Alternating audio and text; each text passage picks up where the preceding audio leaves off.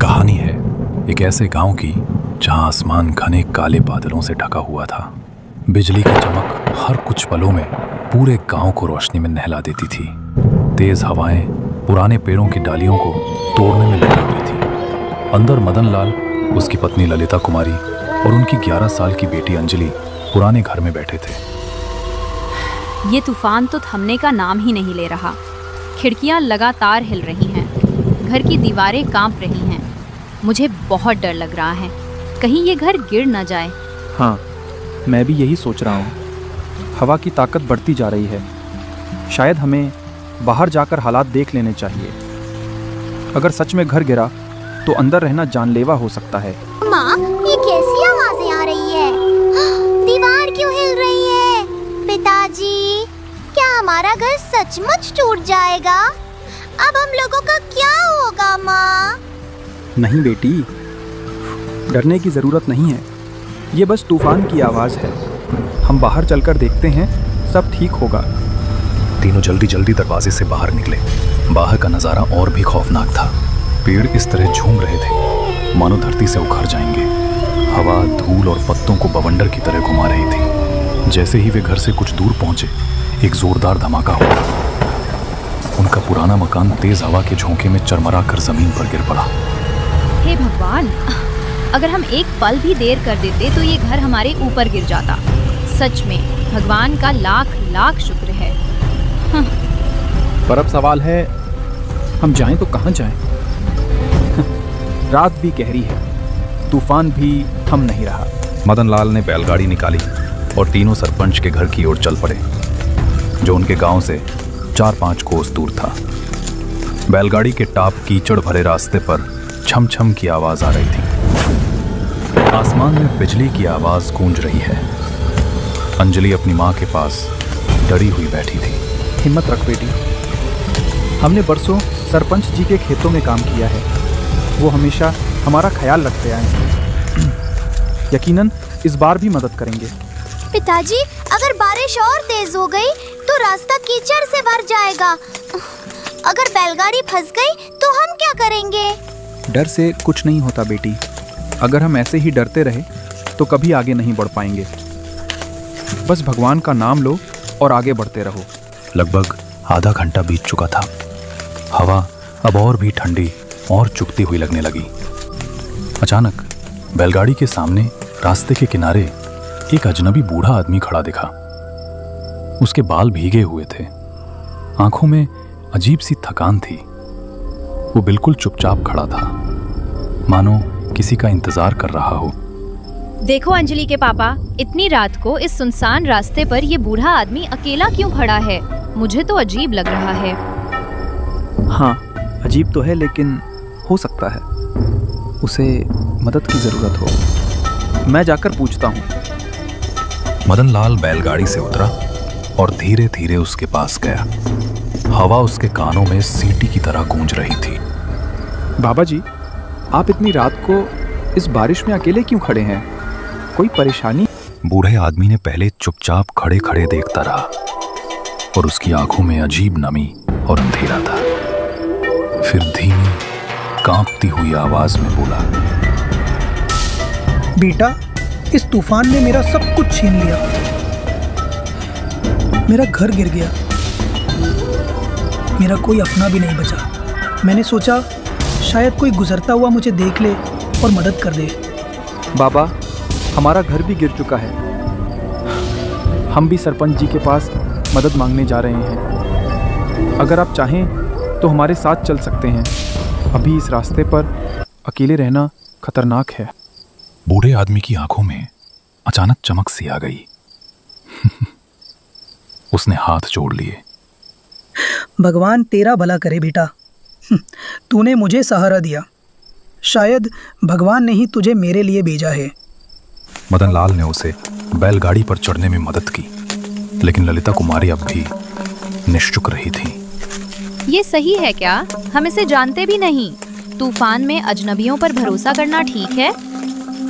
वो भी हमारी तरह मुसीबत में है। उसका भी घर, उसका भी सहारा टूटा। अगर हम भी मदद ना करें तो इंसानियत किस काम की? भगवान ने हमें जिंदा रखा है, शायद इसीलिए कि किसी और का सहारा बन सकें। बैलगाड़ी आगे बढ़ी। अब उसमें 4 लोग थे, मदनलाल, ललिता कुमारी, अंजलि और वो बूढ़ा आदमी। लेकिन उनकी यात्रा अब और भी रहस्यमय होने वाली थी। कुछ दूर आगे जाते ही सड़क 2 रास्तों में बंट गई। एक रास्ता सरपंच के गांव की ओर जाता था और दूसरा एक पुरानी जर्जर हवेली की तरफ। उस हवेली के बारे में गांव में तरह तरह की कहानियां मशहूर थीं। कहा जाता था कि सालों पहले वहां एक जमींदार परिवार रहता था, लेकिन किसी श्राप की वजह से पूरा परिवार अचानक मौत का शिकार हो गया। तब से वो हवेली वीरान पड़ी थी। मदनलाल, ये वही हवेली है ना जिसके बारे में लोग कहते हैं कि वहाँ अजीब अजीब आवाजें आती हैं? हाँ, वही है। लेकिन हमें उस रास्ते से नहीं जाना, हमें सीधा सरपंच के गांव जाना है। बेटा, सरपंच का गांव तो इस तूफान में बहुत दूर है। तुम्हारे बैल इतनी दूर तक नहीं जा पाएंगे। क्यों ना हम इस हवेली में रात गुजार लें? सुबह मौसम साफ होते ही आगे बढ़ जाना। नहीं, मैं उस हवेली में कदम भी नहीं रखना चाहती। वहाँ जाने की हिम्मत मत करना मदनलाल। बाबा जी, लोग कहते हैं कि उस हवेली में आत्माएं भटकती हैं। सच मानो या झूठ, लेकिन रात गुजारने के लिए वो जगह ठीक नहीं। बेटा, ये सब अंधविश्वास है। आत्मा वात्मा कुछ नहीं होती। अगर तुम्हें लगता है तो तुम सरपंच के गांव निकल जाओ, लेकिन मेरी बूढ़ी हड्डियां अब और सफर नहीं कर पाएंगी। मैं तो यहीं हवेली में रुक जाऊंगा। ललिता, अगर इसे अकेला छोड़ देंगे तो ये यहीं मर जाएगा। तू ही बता, क्या करूं? ये सुनकर मदनलाल गहरी सोच में पड़ गया। वो बूढ़े आदमी को अकेला छोड़ना भी नहीं चाहता था और हवेली में जाना भी खतरनाक लग रहा था। मदनलाल, मुझे अच्छा नहीं लग रहा, पर अगर तू कह रहा है तो चलो देखते हैं। बैलगाड़ी हवेली के गेट पर पहुंची। लोहे का भारी गेट आधा टूटा हुआ था, हवा में हिल रहा था। पिताजी, दरवाजा अपने आप क्यों खुल गया? शायद हवा के दबाव से खुला होगा। वे अंदर पहुंचे। हवेली के बड़े हॉल में टूटी फूटी कुर्सियां और जाले लगे झूमर लटके हुए थे। दीवारों पर पुराने चित्र टंगे थे, जिनकी आंखें अंधेरे में चमकती सी लग रही थी। हे भगवान, ये जगह तो मुझे बिल्कुल भी अच्छी नहीं लग रही। लगता है जैसे कोई हमें घूर रहा हो। चुप रहो, अंजलि को और मत डराओ। बस ये रात निकालनी है, सुबह होते ही निकल जाएंगे। बूढ़ा आदमी सबसे आगे बढ़ा। वो हवेली के कोनों को ऐसे देख रहा था जैसे वो इस जगह को पहले से जानता हो। माँ, ये बूढ़े दादाजी इतने ध्यान से इस हवेली को क्यों देख रहे हैं? पता नहीं बेटी, पर मुझे भी उनमें कुछ अजीब लग रहा है, जैसे ये बूढ़ा आदमी कोई बात छुपा रहा हो। रात गहराती जा रही थी। चारों लोग हवेली के एक पुराने कमरे में बैठ गए। मदनलाल ने बैग से लकड़ियां निकालकर आग जलाई ताकि कमरे में थोड़ी रोशनी और गर्मी बनी रहे। जैसे ही टिमटिमाती लौ ने अंधेरा चीरकर दीवारों को छुआ, सामने एक धुंधली सी पेंटिंग उभर आई। उस पेंटिंग में जमींदार और उसका परिवार नजर आ रहा था, लेकिन सबसे अजीब बात यह थी कि पेंटिंग में बने एक पुरुष का चेहरा हूबहू उसी बूढ़े आदमी से मिलता जुलता था जो अभी उनके साथ बैठा था। अरे तुम कौन हो? हमें यहाँ से जाने दो, हमने तुम्हारा कुछ नहीं बिगाड़ा।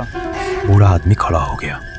उसके चेहरे की थकान अचानक एक भयंकर क्रोध में बदल गई। उसकी आंखें लाल हो गईं। मैंने कहा था ना, तूफान ने मेरा सब कुछ छीन लिया। दरअसल तूफान मुझे तुम्हारे पास लाया ताकि मैं तुम्हें इस हवेली में ले आऊं। अब तुम यहाँ से जिंदा नहीं जा सकोगे। कमरे की आग अचानक बुझ गई। पूरा कमरा अंधेरे में डूब गया। चारों तरफ से अजीब आवाजें आने लगी, जैसे कोई दीवारों से खुरच रहा हो, जैसे कोई अदृश्य परछाई पास आ रही हो। अरे, ये सब क्या हो रहा है?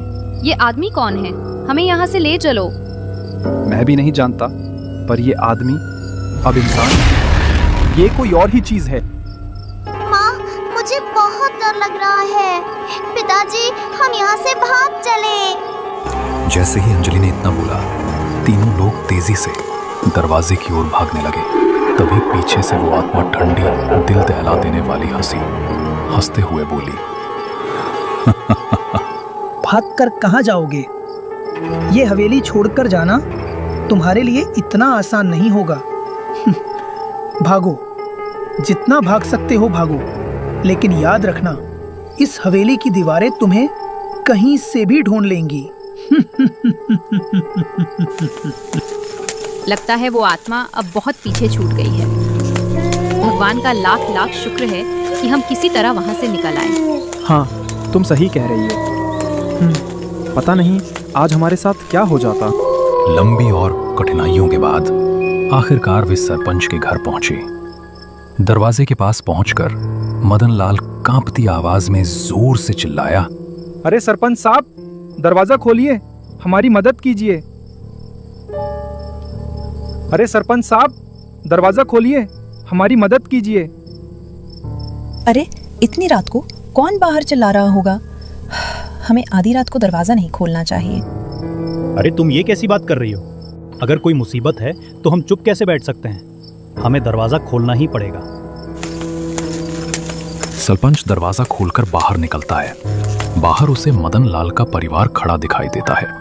मदनलाल, इतनी तेज बारिश और आधी रात के इस वक्त तुम यहाँ क्यों आए हो? क्या कोई मुसीबत है? और ये तुम्हारी बेटी तो ठंड से कांप रही है।